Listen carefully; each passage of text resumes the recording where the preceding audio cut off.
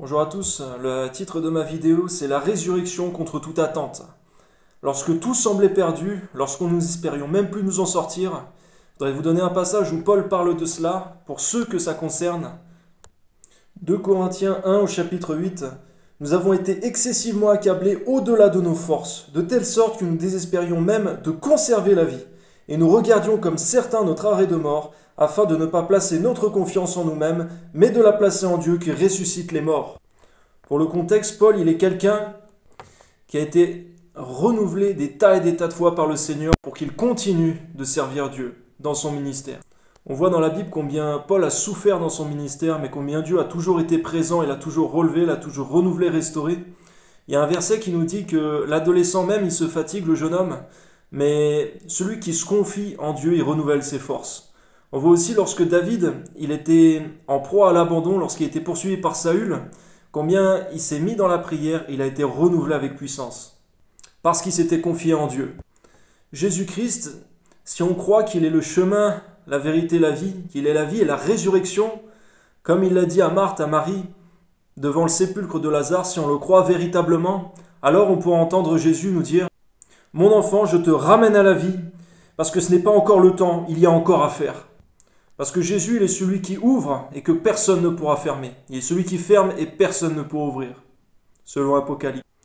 Et je voudrais vous donner un rapide témoignage.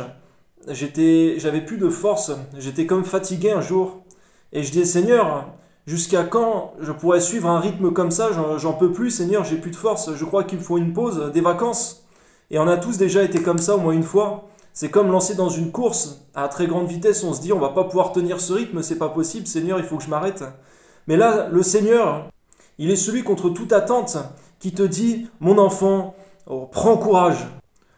On voit même lorsque Daniel, il était faible, lorsqu'il a eu la vision que Dieu lui a envoyée, il lui a dit reprends courage, reprends force. Et au moment où il a dit ça, il a pu se tenir debout sur ses pieds, il a repris vie. Le Saint-Esprit, c'est celui qui a relevé Jésus-Christ d'entre les morts. Il est aussi l'esprit de vie qui a ramené les deux oins en vie dans l'Apocalypse qui était mort depuis 3 jours et demi. Élie, un jour, demandera la mort à Dieu dans une grande opposition que lui fera la reine Jézabel, le menaçant de mort parce qu'il a lui-même tué des prophètes de Baal égorgés dans la rivière, alors qu'il a fait pourtant descendre le feu du ciel juste avant par l'Éternel.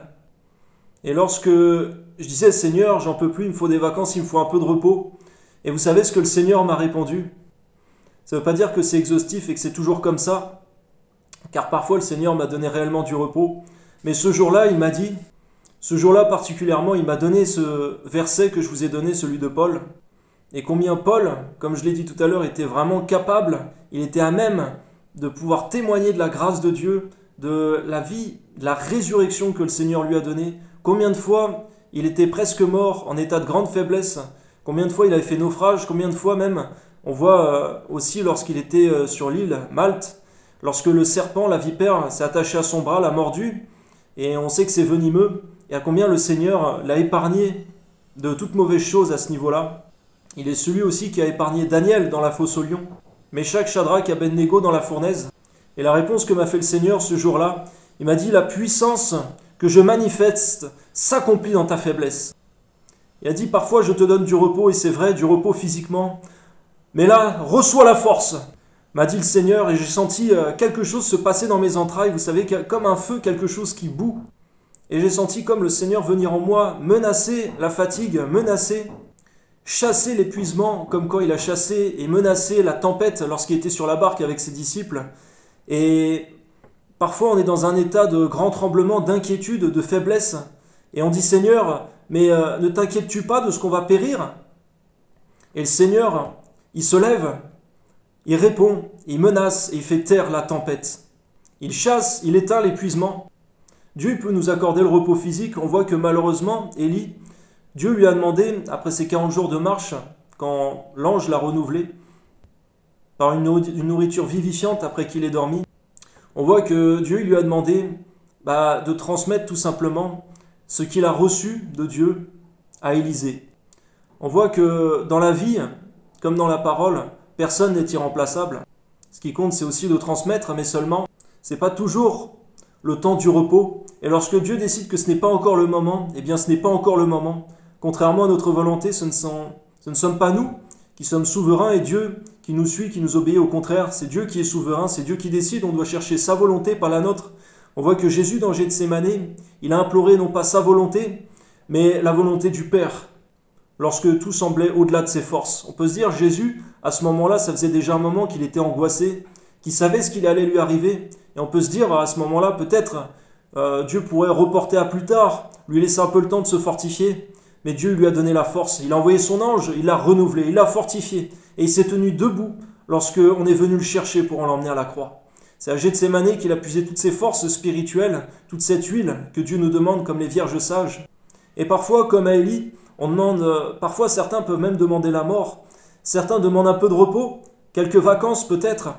Et dans la Bible, dans Ézéchiel 37, au chapitre 11, la maison d'Israël dira « Voici, notre espérance est détruite, nous sommes perdus. » Et que fait Dieu comme réponse ? Dis-leur donc, ainsi parle le Seigneur l'Éternel, voici, j'ouvrirai vos sépulcres, vous mon peuple, et je vous ramènerai dans le pays d'Israël, et vous saurez que je suis l'Éternel, lorsque j'ouvrirai vos sépulcres, et je vous ferai sortir de vos sépulcres, ô mon peuple. Je mettrai mon esprit en vous, et vous vivrez. Je vous rétablirai dans votre pays, et vous saurez que moi, l'Éternel, j'ai parlé et agi, dit l'Éternel. Et j'aimerais vous dire à tout à chacun que le Seigneur Jésus, il est celui qui te dit « Je suis ton repos, ta force, ta vie ».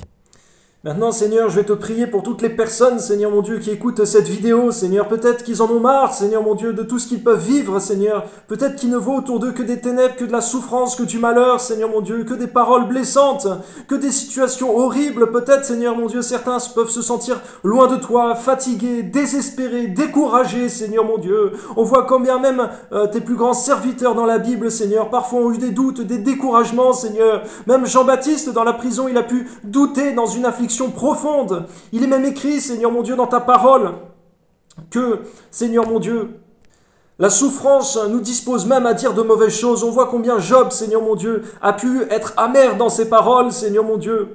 Combien Jérémie, Seigneur mon Dieu, ton prophète, a pu être amer dans ses paroles, Seigneur mon Dieu, dans des grandes souffrances, Seigneur mon Dieu, dans l'amertume, Seigneur. Mais à combien tu es celui qui relève, Seigneur mon Dieu. Et je te prie maintenant, Seigneur mon Dieu, que ceux qui m'écoutent, Seigneur mon Dieu, par ta grâce, Seigneur mon Dieu, par ta parole puissante, puissent reprendre vie, que ton esprit de vie, de résurrection puisse se manifester dans les corps, âme et esprit, Seigneur, au nom de Jésus-Christ Nazareth, par ta grâce, Seigneur mon Dieu. Je te prie, Seigneur mon Dieu, que les vies de prière, les vies de jeûne, Seigneur mon Dieu, puissent être restaurées, renouvelées, Seigneur mon Dieu.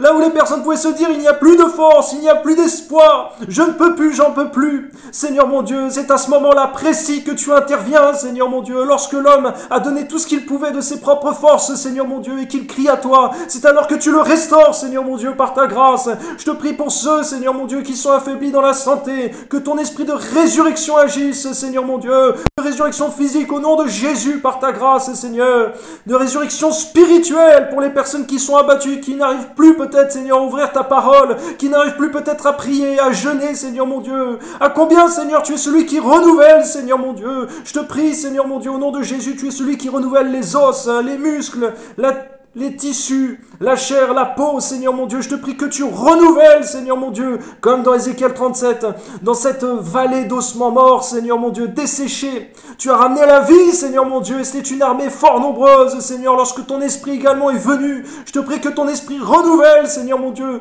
toutes les personnes, Seigneur mon Dieu, qui se sentent peut-être vides, abattues, découragées, désespérées, que tu les renouvelles, Seigneur, au nom de Jésus. Les personnes affaiblies, abattues psychologiquement, Seigneur mon Dieu, peut-être même détruites psychologiquement, que tu les renouvelles, les restaures, leur communiques une onction particulière par ta présence, par ta grâce, Seigneur mon Dieu. Là où les ténèbres, Seigneur mon Dieu, avaient envahi les pensées de plusieurs de tes serviteurs, que ta lumière glorieuse surplombe, Seigneur mon Dieu, dans le nom de Jésus, pour ceux qui avaient été écrasés par le péché, Seigneur, par toutes sortes d'addictions qui avaient voulu prendre le dessus.